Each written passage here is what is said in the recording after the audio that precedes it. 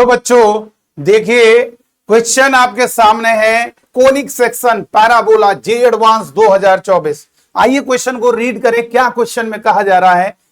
बहुत ही अच्छे से पढ़ना है क्वेश्चन, और ये मोर देन वन में भी करेक्ट है, यानी एक से ज्यादा ऑप्शन इसके सही हो सकते हैं।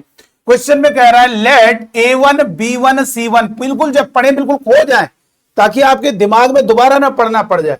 देखिए A1 B1 B 3 points in the XY plane, XY plane की बात कर रहा है, पैराबोला एलिप्स ये है, ये सब 2D वाले डायग्राम है। तो B 3 points in the plane XY plane, suppose that, ध्यान रखिए 3 पॉइंट है A1 B1 C1, और ये क्वेश्चन में आगे कह रहा है suppose that lines A1 C1 B1 C1, देखो C1 पॉइंट इन दोनों में कॉमन है, A1 जो पॉइंट है उससे C1 को मिला रहे हो और B1 पॉइंट से C1 को मिला, are tangent to the curve, curve मतलब ये पैराबोला है। और क्वेश्चन में कह रहा है eight A1 and B1 respectively, यानी आपके दो पॉइंट्स हैं, इसका मतलब ये हुआ, ये क्लियर हो गया, ये कोई दो पॉइंट्स होंगे पैराबोला पर, और वो दोनों पॉइंट्स पर जो टेंजेंट बना रहे हैं वो पक्का कहीं C1 पॉइंट से पर एक दूसरे को कट कर रहे हैं। ये देखो ये आगे लिखा है एफ ओ ओरिजिन दिया हुआ है, C1 ये है, then which of the following statement is true. देखिए इधर, तो चलिए नेक्स्ट पेज में जाने से पहले हम थोड़ा बहुत यहां पे बना देते हैं डायग्राम, फिर हम नेक्स्ट पेज में से पूरा करेंगे सॉल्व। बेटा क्वेश्चन को आपने अच्छे से पढ़ लिया, समझ लिया तो बहुत आसान हो गया। क्वेश्चन में कह रहा है ये हमारा कोई पैराबोला है, ये हमारा कोई पैराबोला है, इस पैराबोला में दो पॉइंट है, एक A1 हो गया, सर जी A1 कहीं भी ले लो यार, A1 यहां पे B1, ये ध्यान रखिए, और ये आपका B1 होगा बेटा, ये आपका इस तरीके से हो गया। अभी हम नेक्स्ट पेज में दोबारा से डायग्राम बनाएंगे, ये वाई एक्सिस है हमारी, सॉरी ये वाई एक्सिस है। देखो ये क्वेश्चन में दिया हुआ है ना -4,0 पर, एक प्रकार से ये C1 पॉइंट है बेटा।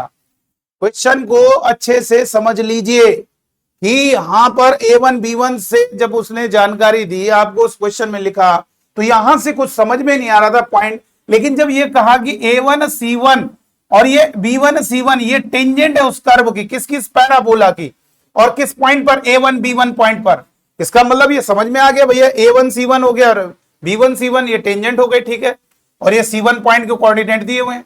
Then which of the following statement is are true. चलिए ठीक है, इन चारों क्वेश्चन को समझ लेते हैं क्या कह रहा है। ये देखो A1 है, ये O ओरिजिन है, तो OA1 बताना है। दूसरा आपको कह रहा है, दूसरा ये कह रहा है ना लेंथ ऑफ OA1 इतनी लानी है, लेंथ ऑफ A1 B1, यानी A1 B1 मतलब इन दोनों के सेगमेंट की जो लेंथ होगी। बेटा आप बच्चों को इस पे जरा बहुत ध्यान से देखना होगा। फिर क्वेश्चन में कह रहा है the ortho centre of the triangle A1 B1 C1, यानी A1 B1 C1 का ऑर्थो सेंटर कह रहा है ये होगा, दूसरे वाले में कह रहा है कि ऑर्थो सेंटर ये होगा। चलिए आइए नेक्स्ट पेज में जाते हैं और कुछ कॉन्सेप्ट भी आपको जानकारी देनी पड़ेगी। देखिए बेटा पैराबोला क्या है, सबसे पहले ये ध्यान रखिए, कुछ पैराबोला के बारे में जानकारी आपको दे दें। ये कोई पैराबोला है y² = 4ax, ये हमारा पैराबोला होगा और इसका माउथ राइट डायरेक्शन में होगा बेटा। इस पैराबोला का जो माउथ होगा वो हमारा राइट डायरेक्शन में होगा, इस तरीके से पॉजिटिव एक्सिस की डायरेक्शन। और ये ध्यान रखना है आप बच्चों कर, इस पर अगर कोई पॉइंट लेते हैं तो लाखों करोड़ों पॉइंट्स, लेकिन कोई भी पॉइंट अगर पैराबोला पर लोगे तो उसको हम लेट कर सकते हैं AT² 280, ये होगा बेटा ध्यान। और A निकालना है, जैसे मान लीजिए पैराबोला की इक्वेशन y² = 12x है, तो A निकालना है तो जो x का कोफिशिएंट है उसमें 4 का डिवाइड कर दीजिए, यानी 3। करने के लिए ये भी कर सकते हो, 4ax से कंपैरिजन करोगे वो टाइम बर्बाद हो जाएगा। 4a = 12, तो वही चीज हम कह रहे हैं, डायरेक्ट आप a की वैल्यू कैसे निकालोगे, 4 का डिवाइड कर दीजिए। y² = 24x है तो a की वैल्यू क्या होगी, 6 हो जाएगी, 4 का डिवाइड करोगे। तो ये पॉइंट है, और कुछ चीजों को ध्यान में रखना है, बहुत ही गजब का पॉइंट है। कभी भी पैराबोला पर पॉइंट की जरूरत पड़ रही है उसे AT² 280, जैसे मान लीजिए हमने कहा पैराबोला हमारा ये है 16x, तो इस पैराबोला पर पॉइंट को क्या लेट कर सकते हैं, यहां पर a कितना आएगा, 4 का डिवाइड करोगे 4, तो पॉइंट को लेट कर सकते हैं 4t², यहां पे 4 रखो, 4 दूनी 80। इसका मतलब ये आपका क्वेश्चन जो है, ये देखो ये a है और ये इसका डबल है 280, तो देखो ये हो गया पॉइंट। इससे क्या फायदा हो रहा है बेटा, इससे बेनिफिट ये मिल रहा है, बस स्मॉल टी पता चल जाए तो पॉइंट निकल के आ जाएगा। तो टी हमारा बहुत ही लाखों करोड़ों पॉइंट है, तो टी की लाखों करोड़ों वैल्यूज हो जाएंगी। ठीक है, तो एक बात हमेशा याद रखेंगे। तो चलिए कुछ जानकारी जो दी है उसे जरा बहुत अच्छे से समझना है कि parabola y square is equal to 4ax जो पैराबोला है हमारा, उस पर कोई पॉइंट अगर हमें जरूरत पड़ रही है तो उसे ए स्क्वायर कॉमा 280 लेट कर ले, और उस पॉइंट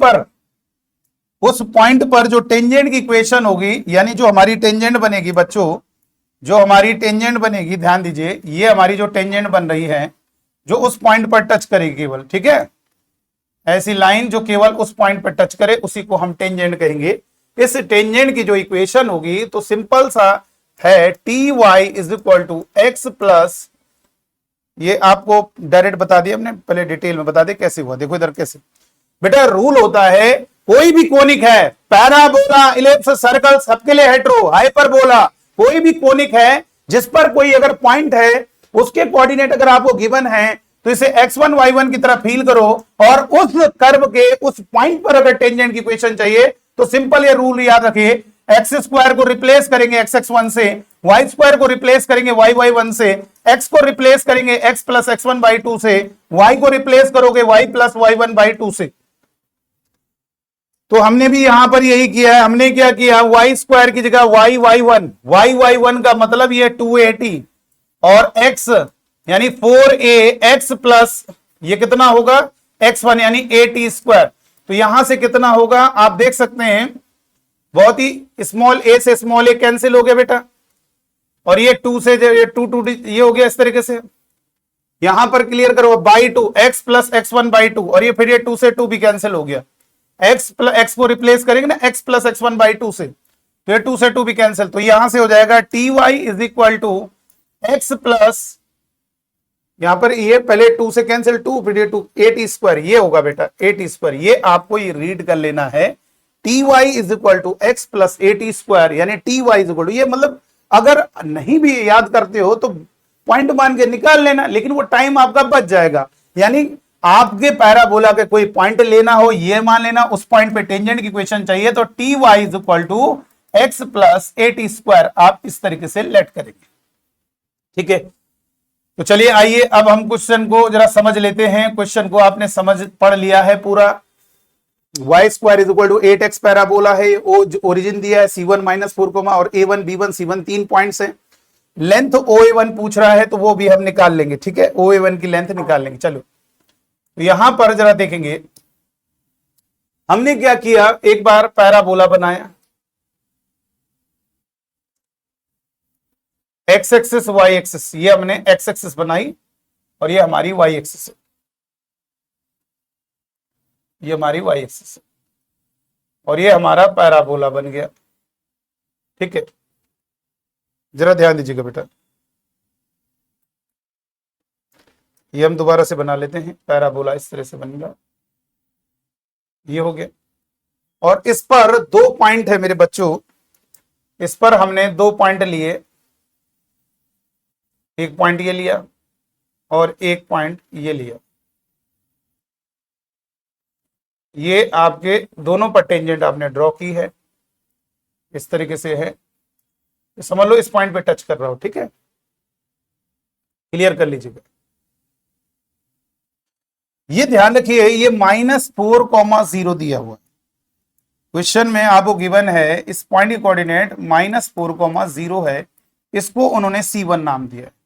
आप क्वेश्चन को जरा सब देख सकते हैं, बीच में जाना पड़ेगा क्वेश्चन में, ये आपको जो क्वेश्चन में कह रहे हैं A1 B1 ये जो 2 पॉइंट है, इसका मतलब ये दोनों पॉइंट पर जो टेंजेंट है हमारी वो इस C1 पर कट कर रही है, तो होने के लिए कहीं भी हो सकते हैं 2 पॉइंट, बट ये अगर एक्स एक्सिस पर कट कर रही है तो ये जबरदस्त पॉइंट है, ये हमारे पैराबोला का एक गजब का पॉइंट है। अगर आप पैराबोला पर कहीं भी पॉइंट लोगे, देखो कहीं भी पॉइंट ले लिया, मान लीजिए आपने एक यहां पर ले लिया और एक यहां पर ले लिया, तो ये दोनों मिलाओगे और ये आपका यहां पर कट कर रहा है, तो एक्स एक्सिस पर तो नहीं, लेकिन अगर 2 टेंजेंट आप कोई भी पॉइंट पैराबोला पर ले रहे हो, अगर वो एक्स एक्सिस पर कट कर रहा है, ठीक है, दोनों टेंजेंट एक्सिस पे कट कर रहे हैं, तो ये पक्का है पॉइंट बिल्कुल जस्ट क्या होगा, ये बिल्कुल जैसे ये मतलब सिमेट्रिकल होगा, ये समझ लो, सिमेट्रिकल का मतलब बिल्कुल ठीक उसके ऊपर होगा, तभी ऐसा हो पाएगा। ये तभी दोनों को एक्स एक्सिस पे कट पाएगी। बाकी अगर ये पॉइंट जरा इधर हुआ और ये आपके टेंजेंट जाएगी ऐसे और ये जाएगी, मतलब कहीं इधर उधर कट कर देगी, एक्स एक्सिस पे नहीं कट करेगी, ठीक है। तो सिमेट्रिकल ये होगा पॉइंट, जिस ऊपर और ये नीचे। अब हमें ये पॉइंट इस पैराबोला की इक्वेशन लिखी है y square is equal to 8x, ठीक है। तो ये आप बताइए इस पैराबोला पर जो पॉइंट है, इसके जो कोऑर्डिनेट है वो हमने a1 मान लिया, इस पॉइंट को b1 मान लिया। बेटा देखो a1 b1, चाहे आप इसको b1 मान लो a1 मान लो, कोई दिक्कत नहीं, तब भी कोई परेशानी नहीं होगी, सिमेट्रिकल है ना वो। तो ये हो गया a1, इसको मान लिया। अब ये बताइए हमसे, और o हमारा ओरिजिन है, ओ हमारा मेरे बच्चों ओरिजिन हो गया। क्वेश्चन में आपको जो पूछा गया है जरा समझ लीजिएगा, इसमें पूछा है length of line segment OA1। देखो OA1, ओ क्या है ओरिजिन और A1 क्या है आपका वो पॉइंट है। तो आप क्लियर करिए, OA1 अगर आपको निकालना है, यानी O से A1 की डिस्टेंस, ये डिस्टेंस अगर निकालनी है तो ये डिस्टेंस तभी आएगी जब हमें, ये तो O ओरिजिन है, जब हमें A1 के कोऑर्डिनेट मालूम होंगे। और A1 के कोऑर्डिनेट क्या होंगे आप वो लेट कर सकते हो, जो भी हमने समझाया था, 80 स्क्वायर 280। तो यहां पर क्या होगा, ये आपका क्या होगा बोलो, ए का क्या होगा, 4 से डिवाइड करोगे 2 आ गया। तो यहां पर आप कह सकते हो 2t स्क्वायर 4t, यहां पे स्मॉल ए रखोगे ना, 2 2 40। पूरा खेल टी पर फंसा हुआ है। किसी भी तरीके से अगर टी निकल आएगा स्मॉल टी, तो ये हमारा पॉइंट निकल आएगा, फिर हम सब कुछ निकाल लेंगे। अब बिल्कुल जस्ट ठीक नीचे ऐसी होगा बेटा, तभी आपको ध्यान रखना, कोई भी पैराबोला पर आपने 2 पॉइंट कहीं भी लिए, उनकी टेंजेंट आप बनाओगे, कहीं वो इंटरसेक्ट कर रही होंगी, लेकिन वो एक्स एक्सिस पर तभी कट करेंगी जब बिल्कुल सिमेट्रिकल हो। यहां पे पॉइंट लोगे ठीक इसके नीचे लो, तब वो टेंजेंट बनाओगे एक्सिस पे कट करेगा। यहां पे पॉइंट लिया बिल्कुल ठीक उसके नीचे लिया, तभी वो एक्स एक्सिस के पर इंटरसेक्ट करेंगे दोनों टेंजेंट। और यहां पर ऐसा दिया हुआ है सवाल में -4,0 एक्स एक्सिस पर पॉइंट होगा। चलिए बात क्लियर हो गई। अब ये बताइए टी कैसे आएगा, स्मॉल टी कैसे आएगा। तो बहुत आसान है, इस टेंजेंट की इक्वेशन क्या भी मैंने बोली है, T Y is equal to x plus a t square. ये टेंजेंट की इक्वेशन है इस A1 पॉइंट पर, और ये पास हो रही है इस C1 पॉइंट से, तो ये C1 के कोऑर्डिनेट उसे सेटिस्फाई करेंगे। रख दीजिए y की जगह 0 रख दो, x की जगह कितना रख दो -4, और प्लस स्मॉल ए तो 2 आया है 2t स्क्वायर। यहां से कहेंगे 2t स्क्वायर इक्वल टू -4 हो गया 4, तो t स्क्वायर इक्वल टू 2, तो t बराबर हो जाएगा +-√2। वो +-√2 समझ गए होंगे क्यों आ रहा है, एक ऊपर के लिए एक नीचे के लिए, तो हम कोई दिक्कत नहीं, यहां पर हम समझ गए एक ऊपर के लिए आ रहा है एक नीचे के लिए आ रहा है। तो यहां पर t स्क्वायर 2 है, 2 रखोगे तो 2 2 4 हो गया। यहां पे t कितना है √2 रखो, √2 रखोगे तो 4√2। और यहां पर भी इसी टाइप का पैटर्न होगा, लेकिन t की जगह वहां -√2 रखना होगा, कोई दिक्कत नहीं, बिल्कुल ठीक इसके नीचे है, तो इसका x कोऑर्डिनेट तो 4 ही रहेगा, y कोऑर्डिनेट जस्ट इसके नीचे है, तो ये नीचे 4, जितनी ये 4√2 डिस्टेंस है, 4√2 डिस्टेंस है, उतनी नीचे ये भी डिस्टेंस 4√2 है, बस वो y कोऑर्डिनेट इसलिए नेगेटिव हो रहा है क्योंकि बिलो द एक्सिस है। अब बताइए क्या होगा। इसके बाद आप बच्चों को जरा ध्यान देना है, मेरे बच्चों इसको जरा समझिए।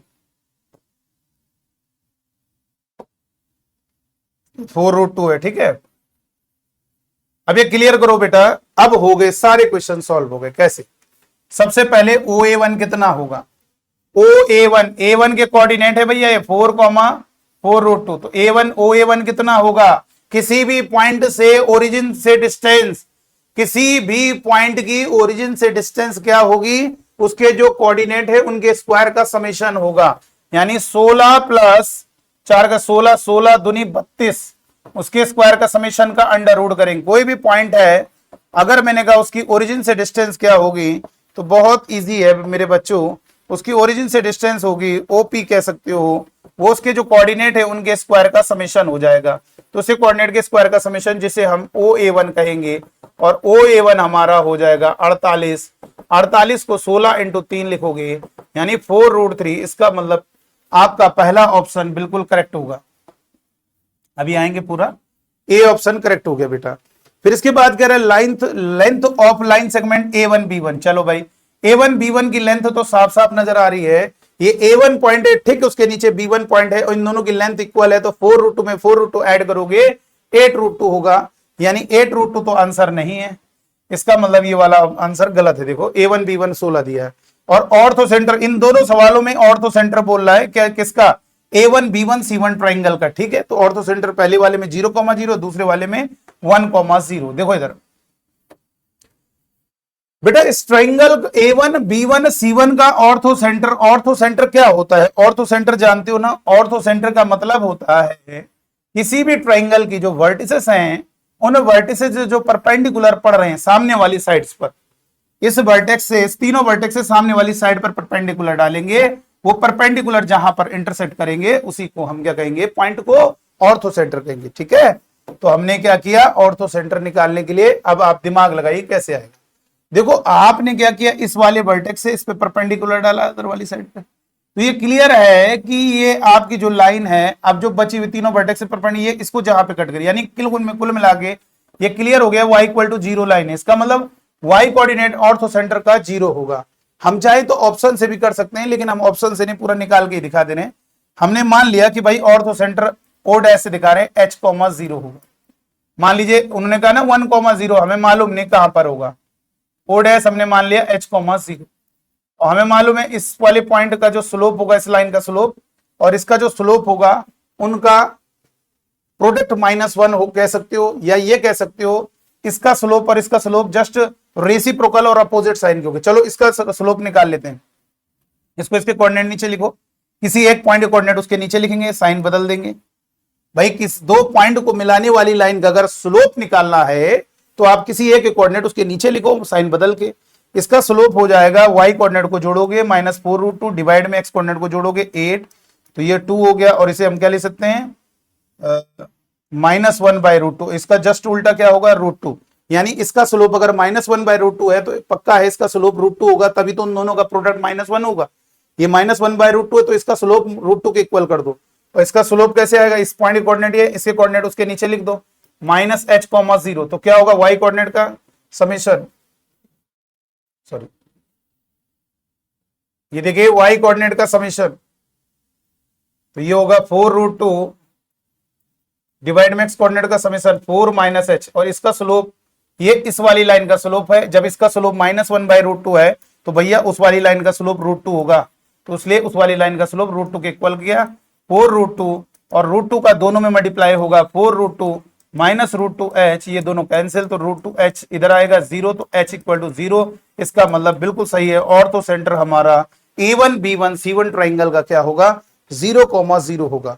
तो मेरे बच्चों इस सवाल में एक चीज आपने देखी है, अपने दिमाग में एक बात बता देते हैं आपको कि बहुत ही कमाल का कॉन्सेप्ट है। पैराबोला पर आप कहीं भी 2 पॉइंट लीजिए, एक यहां पे ले लिया और एक मान लीजिए आपने यहां पर ले लिया। इन दोनों पॉइंट को आप इन दोनों पॉइंट पे टेंजेंट बनाओगे तो ये टेंजेंट